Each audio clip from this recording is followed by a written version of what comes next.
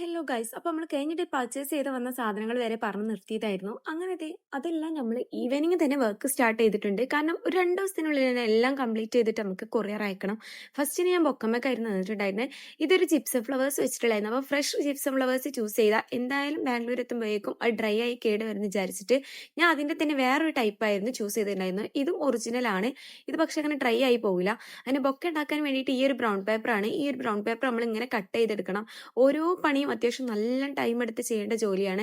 പക്ഷെ എനിക്കെന്തോ ഈ വർക്ക് എന്നല്ല, ഞാൻ എടുക്കുന്ന ഓരോ വർക്കും അത്രയും ഫേവറേറ്റ് ആണ്. അത്രയും ഇഷ്ടപ്പെട്ട് ചെയ്യുന്നതുകൊണ്ട് ഞാൻ അത്രയും എൻജോയ് ചെയ്താണ് ചെയ്യാറ്. അങ്ങനെ ഈവനിങ് മേടിച്ച് ആ ഒരു കട്ട്ലേറ്റ് വെച്ചിട്ടുണ്ടായിരുന്നത് രാത്രി 8:30 കാരണം അപ്പം എനിക്ക് ടൈം കിട്ടിയത്. കാരണം ഇത് ചെയ്യുന്നതിൻ്റെ ഇടയ്ക്ക് നീറ്റ് പോലെ എനിക്ക് ഇഷ്ടമല്ല. അങ്ങനെ കോണെല്ലാം സെറ്റാക്കി ബൊക്കേക്കുള്ള അപ്പോഴേക്ക് ഒരു തലക്ക് വാരി വലിച്ചിട്ടിട്ടാണ് ചെയ്യണത്. അങ്ങനെ ഞാൻ ഇതെല്ലാം ഒന്ന് ഫ്ലവേഴ്സൊക്കെ ഒന്ന് അറേഞ്ച് ചെയ്തു. പിന്നെ കുറച്ച് ബോക്സും സെറ്റാക്കി.